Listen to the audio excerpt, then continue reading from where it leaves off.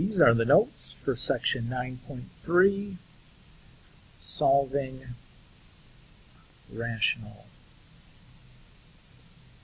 equations. So there are two types of rational equations that we're going to worry about solving. The first type is called a proportion. A proportion is where we have one fraction equal to one fraction. So from geometry, you guys solved lots of proportions last year when you dealt with similar figures. So maybe you solve something like this. To solve an equation like this, what we did is we cross-multiplied. That gives us 12x equals 5 times 6. And then 5 times 6 is 30. And dividing by both sides, or 12 to both sides, we get 2.5. So similar idea with rational functions. So let's take a look at an example.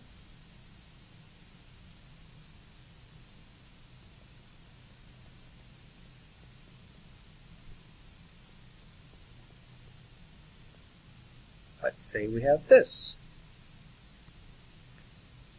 So notice that we have one fraction equal to one fraction. This is definitely a proportion. So what I'll do is I'll cross multiply. So I have 1 times x minus 4 equals 3 times x plus 2. So that gives me x minus 4 equals 3x plus 6. So to solve this, I will subtract 6 from both sides, and then subtract x from both sides. So I have negative 10 is equal to 2x. If I divide both sides by 2, I get x equals negative 5. Now there is one thing that's going to be different for these rational equations than your previous examples. And the one thing that can be different is that we can have extraneous solutions. So our last step in any of these solving problems is going to be check for an extraneous solution.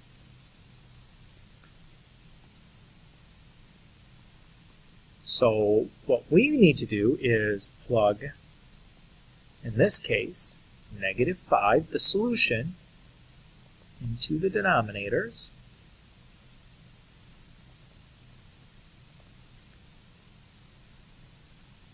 If that gives a 0 denominator, discard the solution. That solution we'd say is extraneous. Otherwise, accept the solution. So here we're going to take our negative 5 and we're going to plug it back in to each of the denominators and just check to make sure that we're not getting a 0 denominator. So negative 5 plus 2, that's not 0. Negative 5 minus 4, that's not 0.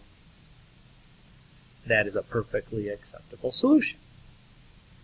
Let's look at another example. This one, the algebra gets a little bit trickier. So again, I look, this is one fraction equal to another fraction. That's a proportion. So we'll cross multiply. So I have x plus 1 times x minus 2 equals 2x times 2x minus 3. This left-hand side, I'm going to need to FOIL.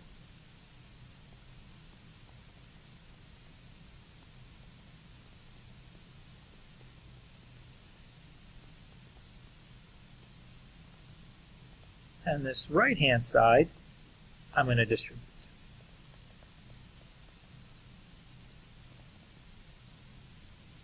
Now what I'm left with is a quadratic equation. I know that because I have a degree 2 polynomial. To solve a quadratic equation, likely we're going to want to use the quadratic formula.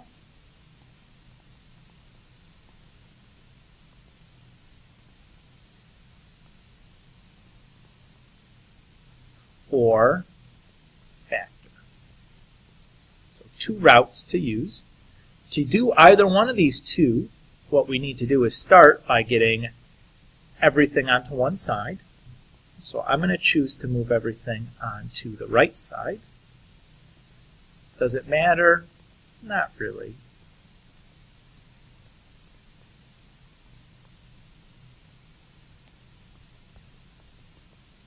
So I have 0 over here, 3x squared minus 5x plus 2. I don't know why I wrote a 3 when I said squared. Okay. And now I notice that there aren't two numbers that multiply to give me 5 and add to give me negative 5. Multiply to give me 2 and add to give me negative 5. So I know that this won't factor, so I'm going to use the quadratic formula. So my a here is 1, my b is negative 5, and my c is 2.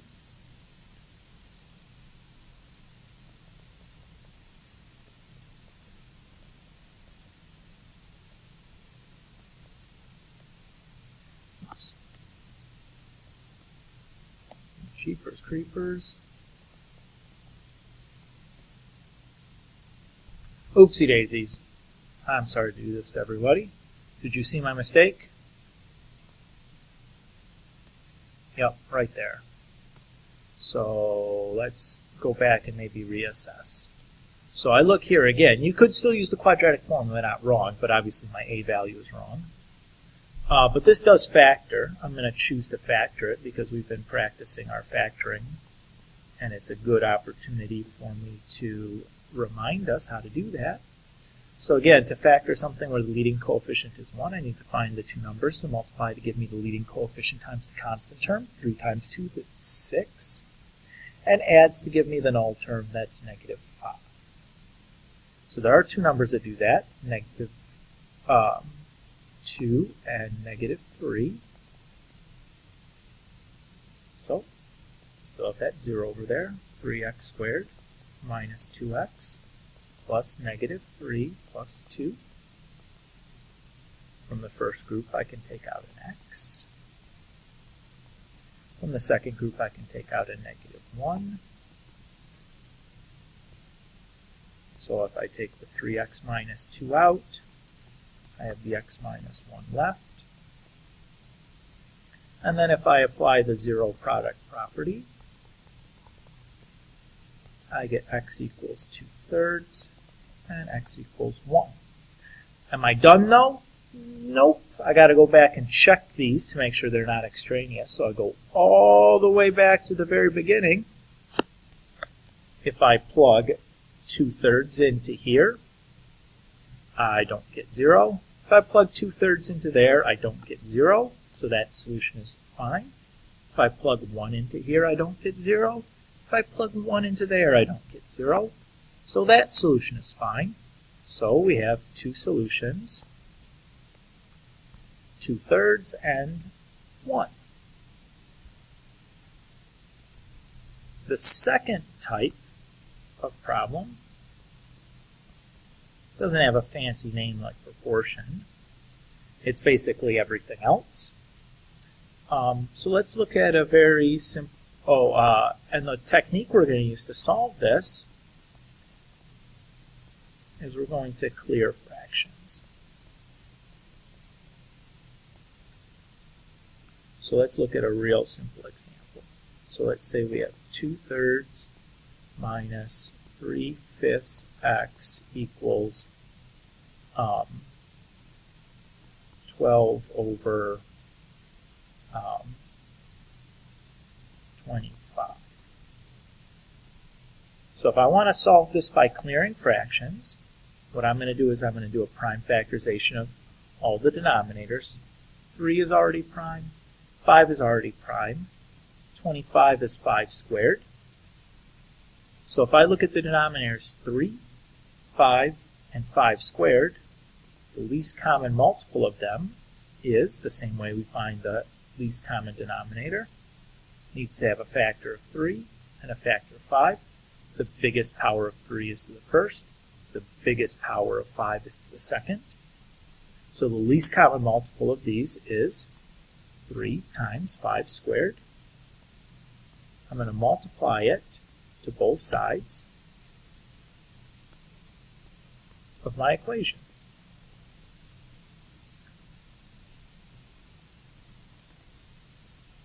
So that distributes. And what I'm left with is 3 times 5 squared over 1 times 2/3 minus 3 times 5 squared over 1 times 3 over 5x equals 3 times 5 squared over 1 times 12 over 5 squared. So, since each one of these pieces is a multiplication problem, I can reduce them by cross-canceling. So the 3's can cancel, 1 5 can cancel, both 5's can cancel. I'm left with then 5 squared times 2 minus 3 times 5 times 3 x equals 3 times 12. I can now just solve this like a linear equation. So I'll subtract 50 from both sides.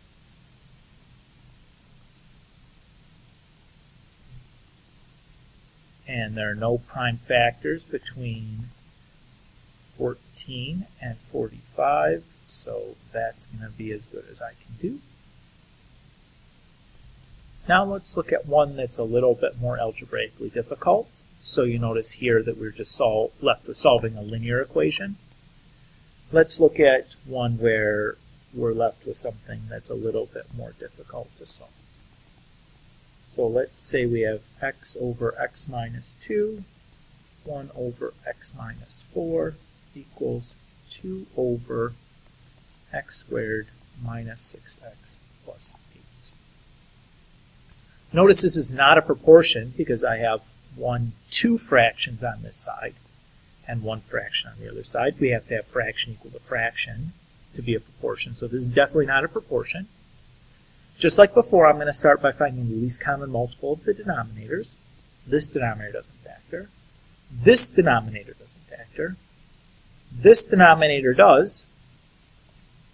It factors to x minus 2, x minus 4. So my least common multiple is going to be x minus 2 times x minus 4. And just like we did before, I'm going to multiply that to both sides of my equation.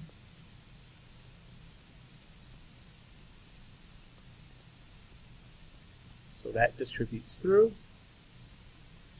So I have x minus 2 times x minus 4 over 1 times x over x minus 2 plus x minus 2 times x minus 4 over 1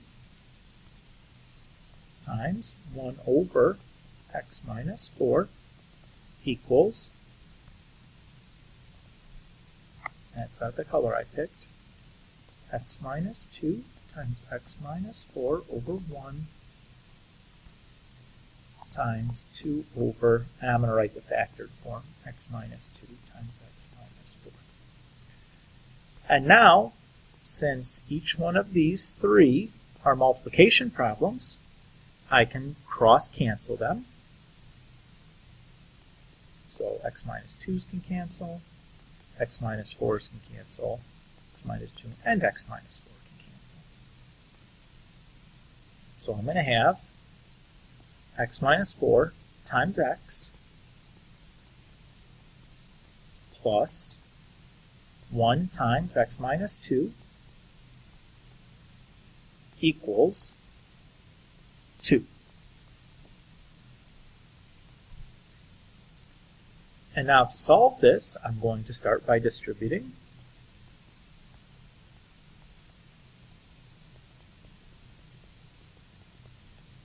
And I notice that I'm left with a quadratic equation.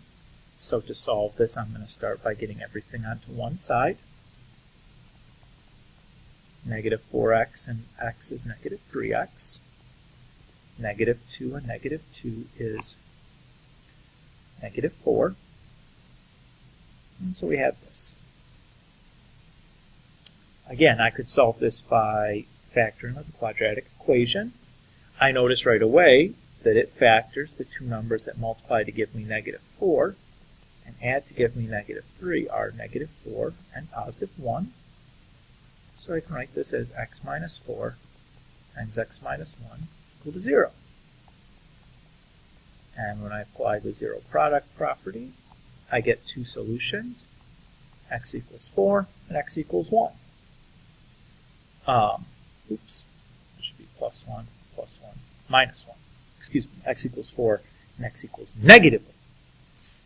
But I'm not done. I have to check for extraneous solutions. So what happens if I plug 4 back in to my original problem? So notice that's way back here. If I plug 4 into this denominator, it's okay. If I plug 4 in here, uh-oh.